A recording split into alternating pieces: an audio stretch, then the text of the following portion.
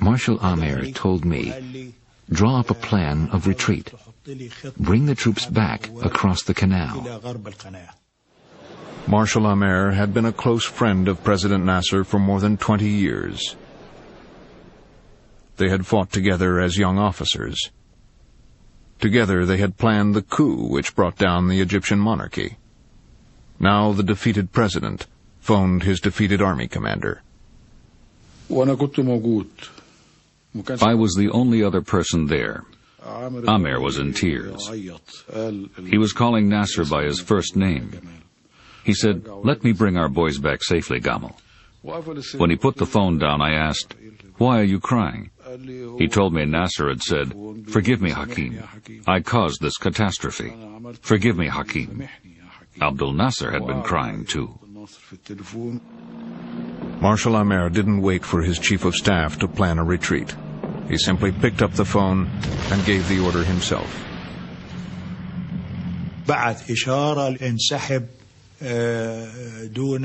The order was, withdraw back across the canal. Leave the artillery behind.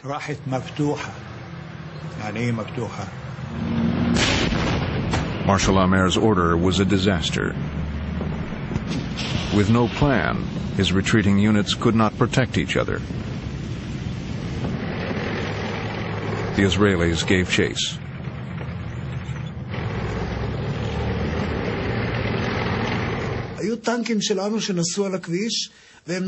Our tanks had Egyptian tanks in front and behind them. We attacked them from the ground and from the air. Thousands were destroyed. They were all burning. It was a terrible sight.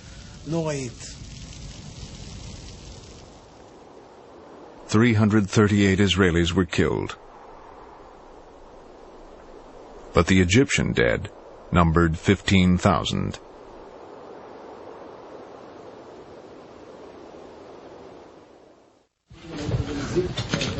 Days earlier, when the war had begun, the Israelis had contacted the King of Jordan. We did not plan to take Jerusalem or the West Bank. We did not plan to take the Golan. On the 5th, we sent a telegram through the Americans to King Hussein, telling him that the war was between us and the Egyptians. If Jordan stayed out, nothing would happen. But at about 10:30, he started shelling Jerusalem.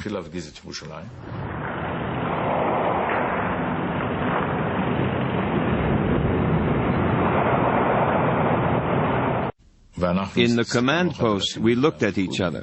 We said, "This is not nice. We'll take on Hussein." The deputy chief of staff called me. He said, "Uzi, you are authorized to enter the old city. You have to be quick and use your head."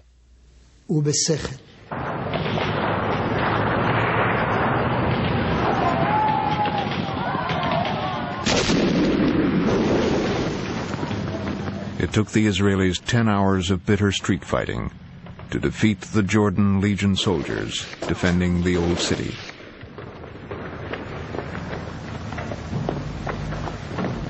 Once the troops had broken through to the Wailing Wall, keeping the city united under Israel's rule became the basic goal of the government.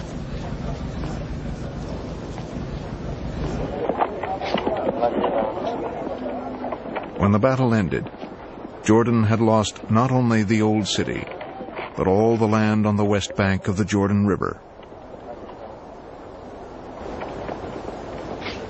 I went out to the front and I could see people crossing over in small groups, very tired.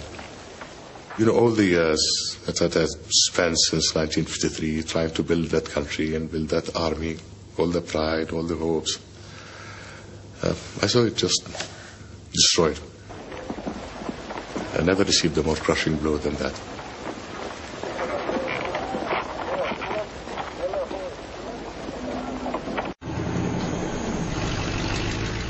With Jordan and Egypt defeated, Israel turned its might on the Golan Heights, the site of frequent attacks from Syria. Dayan said, "We're going to take the Golan now." I remember that some ministers from the religious parties were opposed to this. Dayan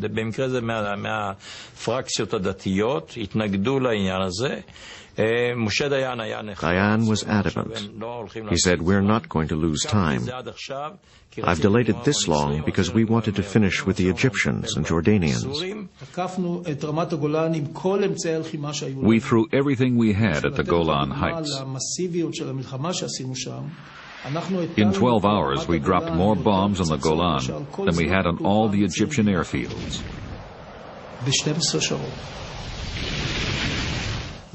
Rockets, bombs, napalm, everything we had. The whole war had been sparked by a false Soviet report of a threat to Syria. Now that Israel was actually attacking Syria, the Soviets were forced to react. Word came through the hotline was up, and I didn't know what it was about because I thought that the war was pretty well over. Nevertheless, I went back immediately to the White House. The usual suspects were there, McNamara and the rest. And we had a rather hairy message from the Russians. The Soviets made very clear they would intervene militarily. And very likely they would not only turn Israel back from its attack on Syria, but they would join Syria in an effort to deal a mortal blow to Israel. It was a very, very dangerous situation. The Soviets did not seem to be bluffing. Strategic Bomber Command in the Ukraine had received orders to prepare 4 squadrons to fly to the battle zone. It was all arranged in a great hurry. We were given strict instructions not to suffer any casualties. The loss of even one Soviet aircraft would betray our involvement.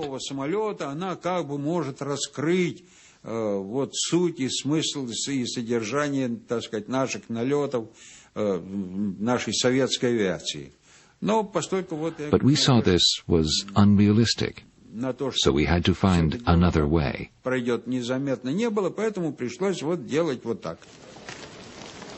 pilots were then ordered to leave behind all identification.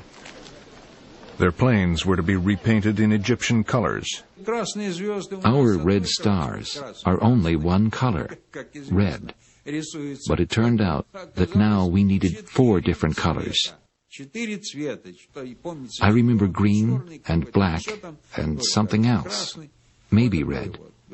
But we didn't have the right colors. So that caused a lot of fuss. In the White House Situation Room, President Johnson and his staff worked out their response to the Soviet ultimatum. The president sent a message over the hotline telling the Kremlin that he was using every means to get the Israelis to stop the war. This was not strictly true. Although he could have phoned the Israeli Prime Minister directly, he phoned the Israeli ambassador to the UN instead. United States Ambassador Goldberg asked me to come out into the lobby and to say to me, you must immediately announce that the fighting is over. This was not within the Israeli ambassador's power, so he asked his boss, Abba Eban, to phone the Prime Minister. But Eshkol was with his generals on the Golan Heights. Suddenly Abba Eban calls and says, "Tell Eshkol to stop the war. We're under terrible pressure here at the United Nations." Then Eshkol calls me and he says, "This Golan is absolutely fantastic. The view is wonderful." He waxes lyrical about it. And I tell him, "Eshkol, listen, Eban wants you to stop the war. He can't take the pressure." He said, "I can't hear you." "What do you mean you can't hear me? I'm telling you in Eban's exact words." He says, "I can't hear you, I can't hear you. It's a bad line, it's a bad line. I'll come home and then we'll talk." And then I understood. They wanted time to conquer some more kilometers.